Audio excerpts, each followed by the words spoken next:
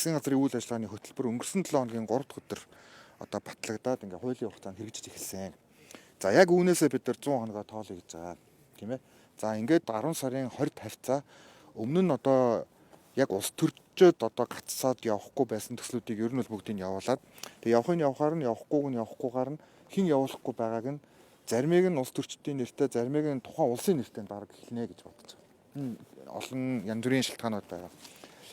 За ингээд явах чиглэлд одоо ажиллаж байгаа. За мэдээж бүсчилсэн хөгжлийн реформ нэртэй юм одоо хөтөлбөр. За төр дангаараа хийж чадахгүй хувийн хвшил хөрөнгө оруулалттай хамтарч хийх ёстой.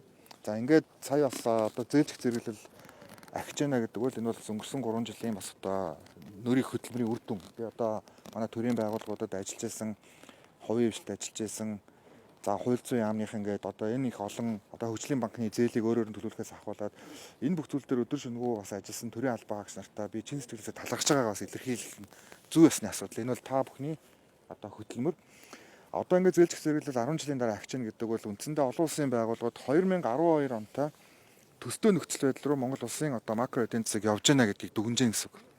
Энэ нь өөрөө юу вэ гэхээр хувийн хвшлийнхэнд илүү одоо хямд их үүсвэртэй зээл олдох, хугацаа урт байх, за мөн банк санхүүгийн байгууллагууд Монголд олноороо байгуулагдах ийм одоо эрг дохио болно гэсэн үг. За энэ зүйл дээр тулгуурлаад нийслэл Улаанбаатар хотод одоо зөрөгтэй ийм алхмыг бол зарлж байгаа. За ер нь 1990 одоо 1-2 оноос ахуулаад нийгэм одоо шилжснээс хойш тооцож үзсэн 11.5 орчим их найд төгрөгийн хөрөнгө оруулалт өнгөрсөн одоо 30 жилийн хугацаанд нийслэл Улаанбаатар хотод орсон байна. За энэ бол яг боломжийн дүн, гэхдээ энэ бол одоо хүн амынхын тал хувийн амьдарч байгаа нийслэлд бол энэ бол одоо маш бага санхүүжилт гэж ойлгож байна.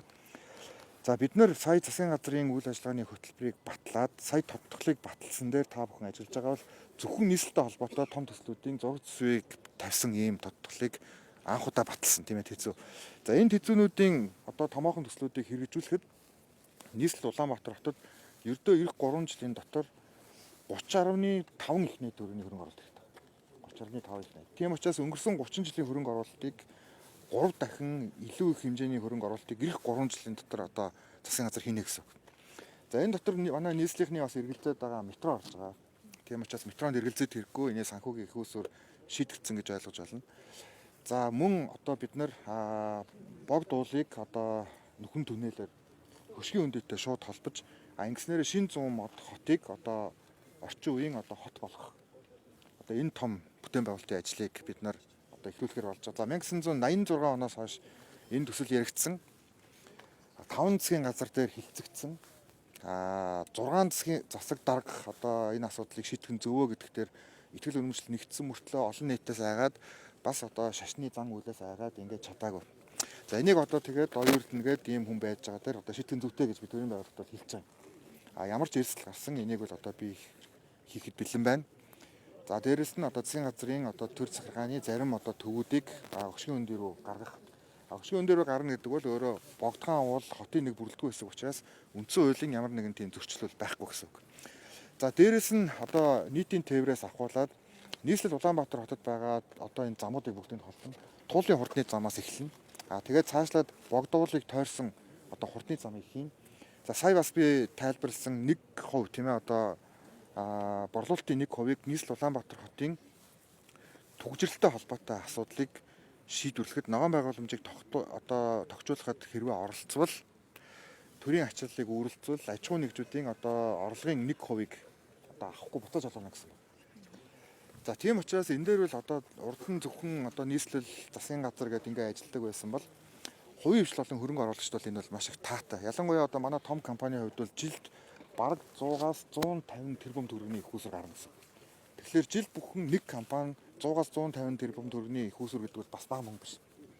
Тийм учраас энийг бид нар ингээд хийн бүр ингээд сайн болж чадвал үүнийг 2% болгоно.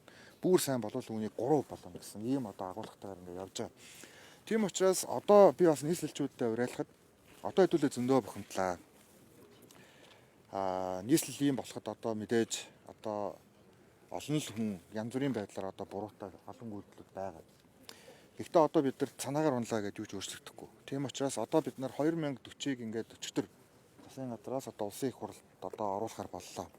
Улаанбаатар хот маань яг наривчилсан одоо тийм гадны зөвлөх үйлчилгээтэй ийм ерөнхий төлөвлөлтгүй явж ирсэн бол ноос биш. Ерөнхий төлөвлөгөөтэй байсан, гэхдээ тэрийг хэрэгжүүлж чаддгүй бас одоо яг хөрсөн дээр буугаагүй байсан. Тийм учраас одоо энэ бол их хурлаар үндсэндээ нийслэлчүүд 2040 он хүртэл урт хугацааны хуулиа батлуулах гэж байна гэсэн үг. Урт хугацааны хуулийг яаж зөрчүүл, ямар одоо үр дагавар байх вэ гэдгийг нэлээд хатууруулна. Инкээс өөр аргагүй. Ингэж бид нар хотоо одоо аварна. Тэгээд одоо бид нар илүү мэрэгжлийн чиг хандлагаар харж зөв зүйлээ дэмжиж, буруу зүйл дээрээ шүүмжилдэг, бас хамтдаа одоо асуудлуудаа шийдвэрлэж чаддаг ийм соёл руу одоо явах нь бол зүйтэй. Тэгээд засгийн газрын хувьд ч гэсэн урд нь нэг юм нийслэлийн асуудал руу орохлоор гал авчих гээд одоо төгжрөл рүү орохлоор гал авчих гээд, утаа руу орохлоор гал авчих гээд ингэж явсаар байгаад бас одоо жоохон тийм нөгөө нийслэлт хэтэрхий удаан орхицсон гэсэн үг. Нийслэл маань өөрөө мөнгөгүй байсан бас тийм асуудал байгаа.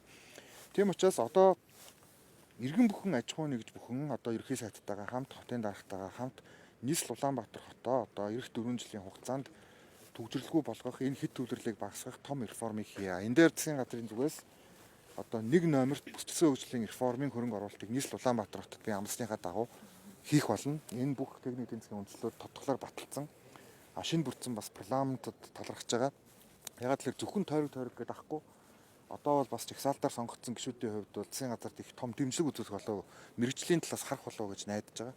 За мөн энэ жил бас хэвлэл мэдээллийнхэнтэй уриалахад улсын төсвийг одоо маш сайн дэмжиж өгөхийг хүсье. Ягаад гэвэл улсын төсөв дээр аймаг болон сумдаар зааглаж тавигдсан нэг ч хөрөнгө оруулалт байхгүй байна. Зөвхөн бүсүүдийн ялгаатай байдал болон эдийн засгийн одоо томоохон дэд бүтцүүдийн асуудлыг одоо оруулсан. Эх жил бид нар мянганы замтай дүүтгүс хэмжээний том километртэй замыг одоо эхлүүлж байгаа. Тэгээд 4 жилдээ бүтэн одоо багтад дуусгана. Гэхдээ замуудыг эхлээд нийслэлийн замыг 1-р зам гэд нэрлэнэ. Стандартыг нь өөр болгоно. Хоёр дахь нь юу вэ гэхээр эдийн засгийн ач холбогдолтой одоо томоохон мега төслүүд хэрэгжиж байгаа замыг 2-р зам гэж үзнэ. 3-р зам болохоор аймгийн төвүүдийг бомбттой холбогдож байгаа болон аялал жуулчлалын замуудыг үзнэ. 4 дахь замыг нь болохоор бусад гэж үзнэ. Тийм учраас 1, 2, 3 дээр хөрөнгө оруулалтыг илүү одоо бүхлээр нь тавих ийм одоо чиглэл рүү явна. Явандаа нийслэл Улаанбаатар хот дээр замыг бас хувийн хвшлийнхэнтэй хамтраад бизнесийн хувьд ашигтай болгоно. Нэгэнтээ төгжрөл байгаад байна гэдэг бол зах зээл байна гэсэн үг. Тийм учраас хувийн хвшлэг өөрөөсөө замаа барь. Замаа барихад төрийн зүгээс яаж дэмжих үү гэдэг энэ агуулгыг одоо бас илүү хийнэ гэсэн ийм бодолтой байж байгаа.